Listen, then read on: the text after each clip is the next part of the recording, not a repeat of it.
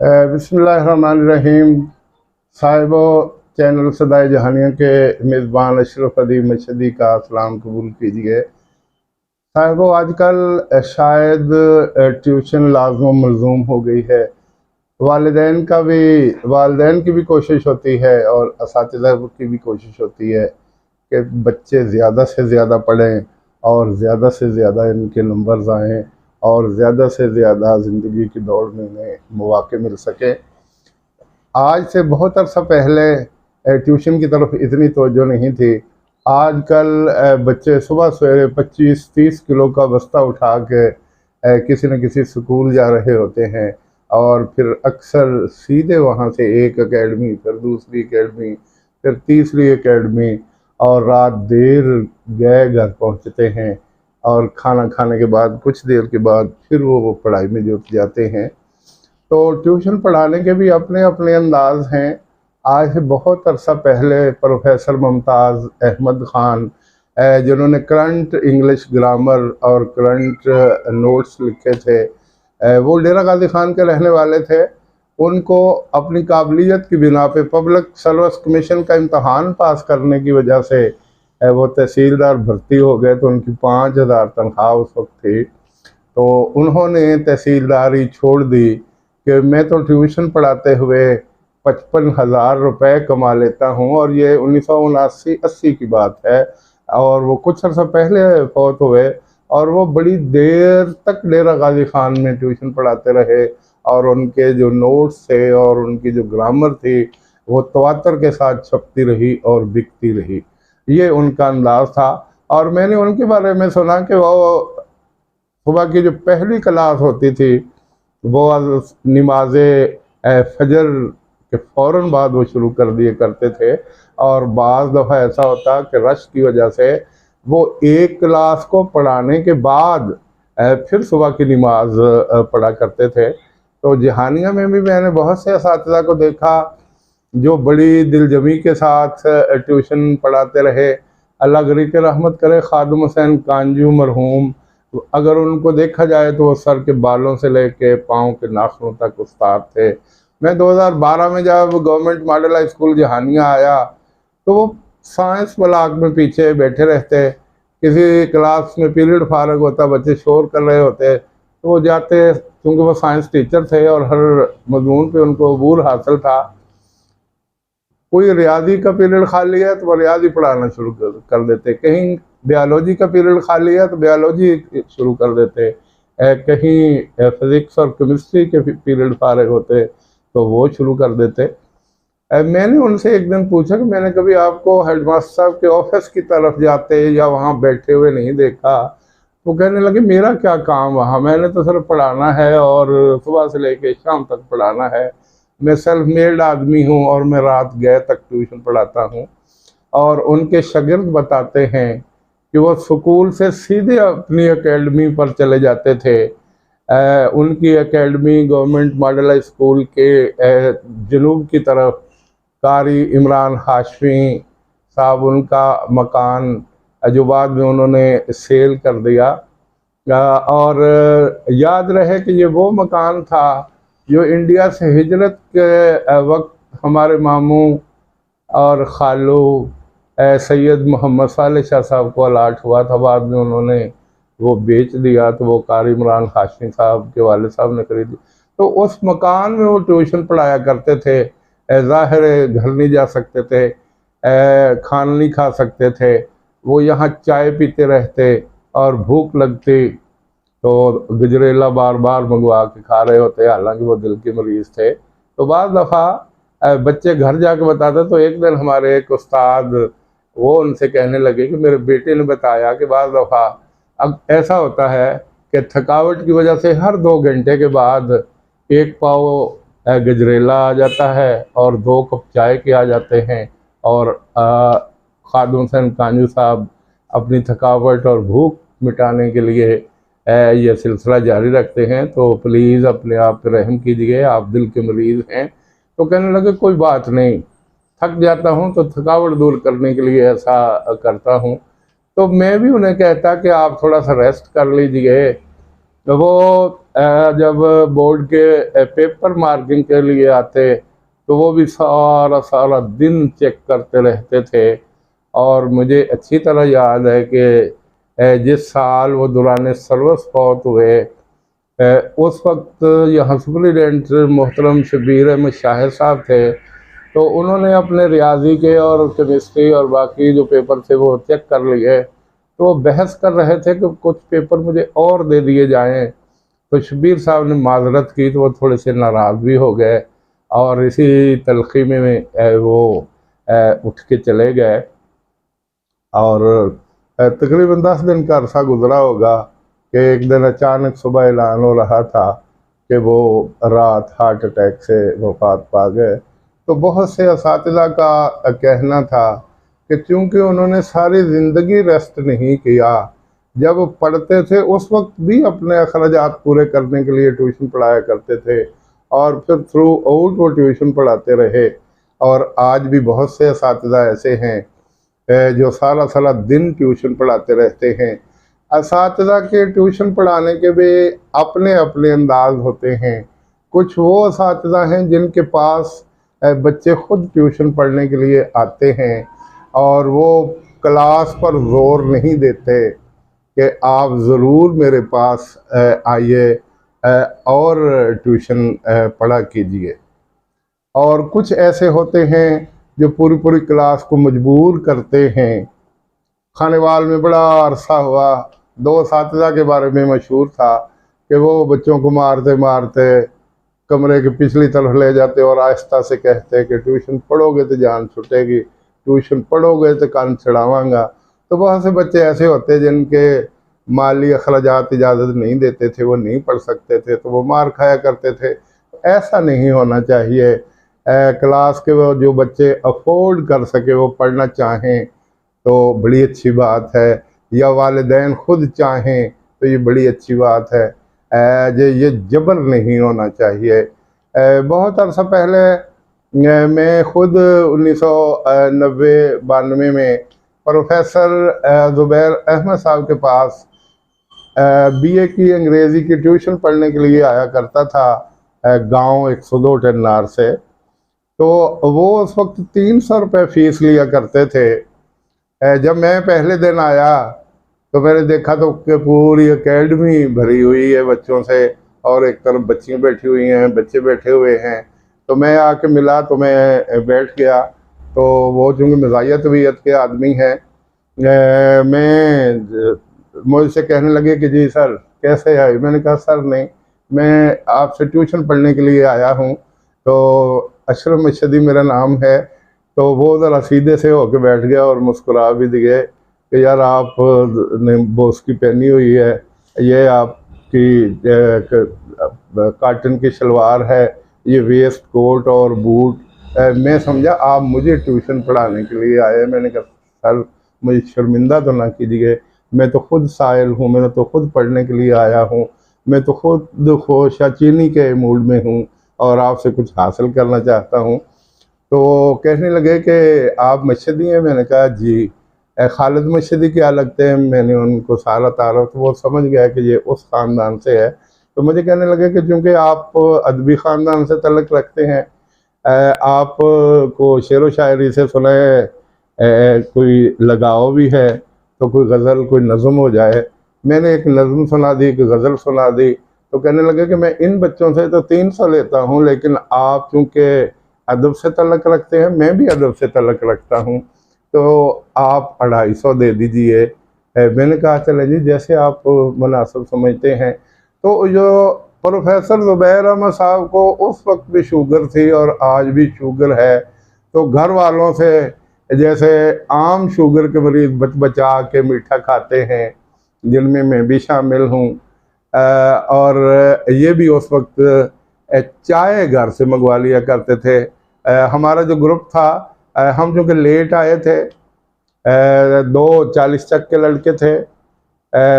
मैं था, एक अरशद साहब थे, एक रंधावा साहब, तो कुछ और लड़के थे। ये चाय घर से मंगवा लेते थे और हर रोज़ जलेब ये बाज़ार से 20 रुपए के खुद मंगवाया करते थे। और मेरा ख्याल है कि वो जो हमसे ये फीस लिया करते थे वो हम पे उससे भी ज़्यादा खर्च कर दिए करते थे। बहरहाल एक चीज़ कि वो टेस्ट ज़रूर लेते थे और साथ साथ हमें तंबीह भी करते थे कि आपने तवज्जो से पढ़ना है। देखिए आप दूसरे चकूक से पढ़ने के लिए आते हैं, आपके वालिदैन की कुछ ख्वाहिशात हैं, उन्होंने कुछ सोच के आपको भेजा है, तो आप पढ़ा कीजिए। तो हम ज़रूर उस पर तवज्जो देते। कभी कभी सर उठ के बाहर चले जाते या अंदर चले जाते तो हम कुछ गैर पार्लिमानी गुफ्तगू में भी बाज़ दफ़ा खो जाते। तो जब प्रोफेसर ज़ुबैर साहब दरवाजे पे आते तो हम एक शैतानी सी मुस्कुराहट के साथ एक दूसरे से कहते कि बकिया नंबर 7। तो वो कभी कभी हमसे पूछते कि ये बकिया नंबर 7 क्या है, तो हम हंस के टाल देते। और जब आखिरी दिन था तो मुझे कहने लगे कि अशरफ मर्शदी, मुझे आप पे फुल यकीन है कि आप मुझे ये बकिया नंबर 7 का जो कज़िया है ये हल करके दे के जाइएगा। तो मैं हंसा के सर से, आपने भी ये दिन गुजारे हैं, हम भी अब जवानी के दिन गुजार, तो कुछ आउट ऑफ सिलेबस और कुछ पार्लिमानी गुफ्तगू होती जो हम भी करते रहे। कहते अच्छा अच्छा अच्छा, हम भी इन राहों के मुसाफिर रहे हैं और अब भी कहीं ऐसा गुफ्तगू हो तो हिस्सा ज़रूर ले लिया करते। शाबाश, कोई मसला नहीं, ये दिन होते हैं ऐसी गुफ्तगू के। बाद में जब शादियां हो जाती हैं, मुलाजमतें मिल जाती, तो कहाँ वक्त मिलता है ऐसे टॉपिक को, इजाज़त है आपको। तो इस तरह हम उनसे ट्यूशन पढ़ा करते थे। कुछ दिन पहले मेरे एक दोस्त मुझे कहने लगे कि मेरी बेटियां हैं तो मेरे साथ चलिए किसी अच्छी एकेडमी में उनकी ट्यूशन रखवानी है। तो मैं उनके साथ चला गया, तो तीनों बेटियों को भी ले गए। जिस एकेडमी में हम गए वो 2000 रुपये फी स्टूडेंट के हिसाब से वसूल कर रहे थे। तो उस दिन महीने की 23 तारीख थी। तो मैं खुशगुमान था कि मेरी वजह से शायद उस्ताद मोहतरम उनसे कुछ रायत कर देंगे। और वो भी ये जहन में लेके गया था कि अशरफ शाह की वजह से कुछ न कुछ ख्याल ज़रूर किया जाएगा। लेकिन जब उनको पूरे महीने की तीनों बच्चियों की 6000 फीस का तकाजा किया गया, तो उन्होंने एक हल्की सी नज़र मुझ पे डाली और फिर जेब से उन्होंने हज़ार हज़ार के 6 नोट निकाल के दे दिए। तो मुझे थोड़ा सा, वो क्या कहते हैं कि दांतों पसीना आ गया। लैसा लिल इंसान इल्ला मा सआ का मफ़हूम बड़ी देर तक मेरे जहन में ये गूंजता रहा और मैं वहाँ से उठ के आ गया। तो ये अंदाज थोड़ा सा अगर हमारे साथ साथ बदल लें तो बड़ी अच्छी बात है। कुछ अर्सा पहले ज़िंदगी के मुख्तलिफ औकात में मैंने कभी बाकायदा ट्यूशन नहीं पढ़ाई, लेकिन उर्दू की ट्यूशन में मैट्रिक तक कुछ सालों से पढ़ा रहा हूँ। शब्बीर अहमद शाह साहब जब रिटायर हुए तो वो इंग्लिश, उर्दू, मुतालबास्तान और इस्लामियात की ट्यूशन पढ़ाया करते थे। ज़ाहिर है वो उनका कद काठ और मैं ज़मीन आसमान का फ़र्क है। तो वो मुझे कहने लगे कि 60-70 हज़ार रुपये आ जाते हैं, लेकिन मैं मुकम्मल तौर पे अब तालीम से कट ऑफ होना चाहता हूँ, तो इसलिए मैं वो ट्यूशन छोड़ना चाहता हूँ। तो आप वो पढ़ाना शुरू कर दीजिए।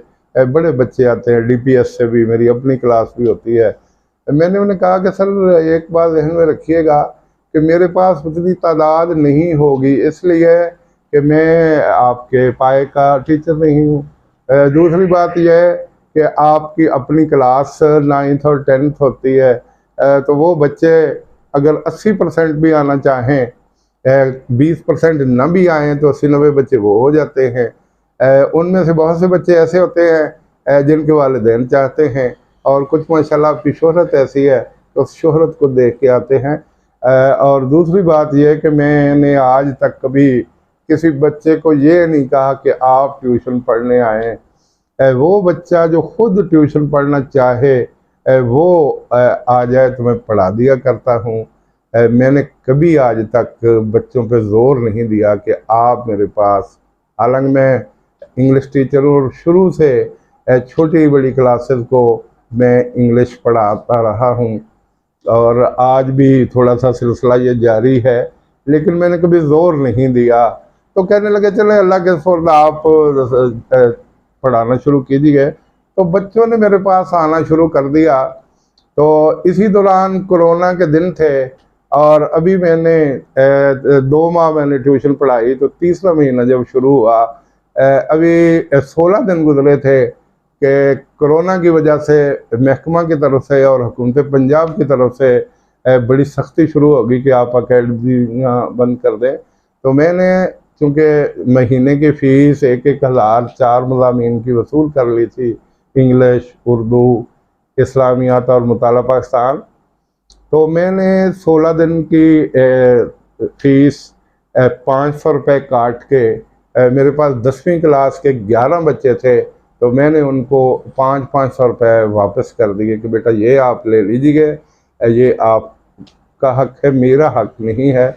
और हाँ, याद रखिए ये बात अपने वालिदैन को जाके बतानी भी है और ये आपने फ़ीस भी उनको वापस करनी है ताकि कोई और ज़रूरत पूरी हो सके। तो उन बच्चों में से एक बच्चे ने, जो एक स्कूल टीचर का बेटा था, उसने जाके अपनी वालिदा को, जो स्कूल टीचर हैं इस वक्त भी, उसे जाके दी और कहा कि सर ने ये तमाम बच्चों की फ़ीस आधे माह की वापस कर दी है और ये 500 रुपये ली। तो वालदा बड़ी खुश हुई। कुछ दिन के बाद शब्बीर अहमद शाह साहब को, चूँकि वो अजीज़ थे, तो वो अपने कज़न के यहाँ गए, वहाँ कोई खाना था, तो वहाँ बैठे बैठे ज़िक्र हुआ कि वो जी सर ने इस तरह फ़ीस वापस कर दी। तो कुछ दिनों के बाद शब्बीर साहब मुझे कहने लगे कि यार मेरा सर फ़ख्र से बुलंद हुआ कि यार मेरे दोस्त ने एक ऐसा काम किया कि जिसको भरी महफिल में अप्रिशिएट किया गया। जब ये बातें हो रही थी तो साथ कुछ और ट्यूशन पढ़ाने वाले असातिज़ा बैठे थे, तो मुझे कहने लगे कि आपने संगीन गलती की, याद रखिए कभी ऐसी गलती ना कीजिए। आप अपने साथ भी ज़्यादती कर रहे हैं, आप हमारे साथ भी ज़्यादती कर रहे हैं, इस तरह तो फिर दूसरे असातिज़ा का भी हर्ज होगा। अच्छा, जब ये बात मैंने सुनी तो मैं खामोश हो गया। मैंने कहा सर आपका अपना अंदाज़ है, मेरा अपना अंदाज़ है। तो मैंने फिर बाकी जो 10 बच्चों के वालिदैन थे, मैंने उनसे ज़रा इत्तेफाकन समझ लें या कुरेद के समझ लें, मैंने पूछा कि क्या पिछले महीने बच्चों ने आपको आधे महीने की फ़ीस दी? तो उन्होंने कहा कि नहीं। मैंने बच्चों से पूछा कि आपने उस फीस का क्या किया जो मैंने आपको 500 रुपये वापस कर दिए थे? तो हंस के कहने लगे सर जी पता तो है कि घर से पैसे मिलते नहीं हैं, तो हमने तो फलां जगह पे बैठ के बारबेक्यू उड़ा लिए। तो मैंने कहा चलो खैर है। मैंने उनके वालिदैन से कहा कि वो जी बच्चों ने याशी कर ली, तो वो भी हंस के उन्होंने टाल दिया कि चलो जी खैर है। तो इस तरह आज भी बहुत से असातिज़ा हैं जो उन बच्चों को सिर्फ ट्यूशन पढ़ाते हैं जो उनके पास आ जाते हैं, और कुछ असातिज़ा हैं जो सारी क्लास को मजबूर करके पढ़ाते हैं। और कुछ असातिज़ा को मैंने देखा कि वो तो मस्जिद की दहलीज को हाथ लगा के दिन का आगाज़ करते हैं कि हमने दिन का एक लम्हा भी ट्यूशन पढ़ाए बगैर नहीं गुजारना। पता नहीं वो इतने पैसे क्या करते हैं, कहाँ करते हैं, किस काम आते हैं। हाँ, मैं देखता हूँ कि उनके बच्चे माशाल्लाह बड़े इदारों में पढ़ रहे हैं और ये खुशी की बात है। और मेरा ख्याल है कि शायद वो इन बच्चों के लिए ही ऐसा करते हैं। तो अगर इस मकसद के लिए करते हैं तो ये बड़ी अच्छी बात है। हर बाप की ख्वाहिश होती है, हर माँ की ख्वाहिश होती है कि उनके बच्चे पढ़ जाएं और वो कोई अच्छी मुलाजमत हासिल कर लें। तो शायद अगर इस ख्याल से वो करते हैं तो बहुत अच्छी बात। तो उन असातिज़ा का हाल ये होता है कि सुबह स्कूल की घंटी बज रही होती है तो वो गेट पर इतने तेज़ी के साथ दाखिल होते हैं, हाज़िरी लगाई, किसी ने हाथ बढ़ाया सलाम लेने के लिए तो वो उसकी तरफ देखे बगैर या बाग देख के दूर से वालेकुम अस्सलाम कह के भाग भाग क्लास में लेक्चर दिया, और लेक्चर देने के बाद फिर दूसरी क्लास में इधर उधर कहीं दरमियान में कोई पीरियड हथे चढ़ गया तो फिर भाग के किसी एक घर में होम ट्यूशन पढ़ाए। और यूं ही छुट्टी होती है तो उन असातिज़ा को सबसे ज़्यादा जल्दी होती है, वो 5 मिनट पहले क्लास छोड़ के रजिस्टर उनके रहमो करम पे होता है और वो हाज़िरी लगाए और फिर किसी एकेडमी पर या किसी घर पर होम ट्यूशन पढ़ाने के लिए चले जाते हैं। और मैंने सुना है कि कुछ असातिज़ा रात के 11 बजे तक ये सिलसिला जारी रखते हैं और फिर सुबह नमाज फजर के फ़ौरन बाद उठ के फिर वो सिलसिला शुरू कर देते हैं और यूं ट्यूशन का ये सिलसिला चलता रहता है। ट्यूशन के बहुत से फ़वाइद हैं और इसके असरात भी दिखाई देते हैं। असातिज़ा के मशवरे बड़े काम आते हैं। मुझे आज भी याद है कि जब हम बीए की ट्यूशन पढ़ा करते थे तो प्रोफेसर ज़ुबैर अहमद साहब से मैंने पूछा कि सर ये अज़ीम भट्टी साहब के नोट्स हैं, ये मंसूर ए नासर के नोट्स हैं और ये फ़र्रुख दुरानी के नोट्स हैं, तो इनमें से कौन से नोट्स अच्छे हैं? तो उन्होंने बड़ा अच्छा तबसरा किया और जो मैं कहता हूँ कि अदबी लिहाज से भी बड़ा अच्छा है। तो उन्होंने फ़र्रुख दुरानी साहब के नोट्सों की तरफ इशारा करके कहा कि इधर बोटियाँ ज़्यादा हैं और मंसूर नासर और अज़ीम भट्टी साहब के जो नोट्स हैं इधर शोरबा ज़्यादा है। मैंने कहा सर थोड़ी सी वजाहत कर दीजिए। तो कहने लगे बोटियों से मुराद है कि उधर लफाजी ज़्यादा है और शोरबे से ज़्यादा, शोरबे का मतलब है कि लफाजी कम है और कागज़ का पेट भरने के लिए जुमले इसमें कुछ ज़्यादा हैं। तो आपको जो भी तरीका पसंद आए, फ़र्रुख दुरानी वाले नोट्स चाहिए तो वो आपके लिए बेस्ट है, और अगर आप मंसूर नासर और अज़ीम भट्टी वाले चाहिए तो वो भी आप पढ़ सकते हैं। तो बहरहाल उनकी मशावरत से इम्तिहान दिया तो बीए क्लियर होगी, तो ये बड़ी अच्छी बात है। तो मैं चूँकि ख़ुद भी टीचर हूँ, जो ट्यूशन पढ़े उसको पढ़ाने के हक़ में हूँ। ज़बरदस्ती या पूरी क्लास को मजबूर करके ट्यूशन पढ़ाने के मैं ज़ाती तौर पे खिलाफ़ हूँ। बहुत से बच्चे ऐसे होते हैं जो अफोर्ड नहीं कर सकते, लेकिन मजबूरन उनको फिर पढ़ना पड़ता है। लेकिन जो बच्चे खुशी के साथ पढ़ते हैं, मुझे पता है कि अक्सरियत ऐसी होती है जो खुशी के साथ पढ़ती है, और वालिदैन भी इस नतीजे पे पहुँचते हैं कि वालिदैन की ये ख्वाहिश होती है कि वो अच्छे नंबर लें, और वो इसी सूरत मुमकिन है कि क्लास में भी फुल तवज्जो दें, एकेडमी पर भी फुल तवज्जो दें और फिर घर आके भी पढ़े। तो यूं ट्यूशन का सिलसिला जारी रहता है। तो हर उस्ताद का ट्यूशन पढ़ाने का अंदाज़ अपना है और ज़मीर का मुतमिन होना बहुत ज़रूरी है। जो उस्ताद जिस तरह अपने ज़मीर को मुतमिन कर ले वो उसके लिए काफ़ी है। अल्लाह ताला हर एक को अपने अपने रास्ते पे अच्छे अंदाज में चलने की तौफीक अता फरमाए। मैं इन्हीं अल्फाज के साथ अपनी गुफ्तगू को अंजाम की तरफ ले जा रहा हूँ, और आज की मेरी इस गुफ्तगू का उन्वान है ट्यूशन पढ़ाने के अपने अपने अंदाज। वस्सलाम।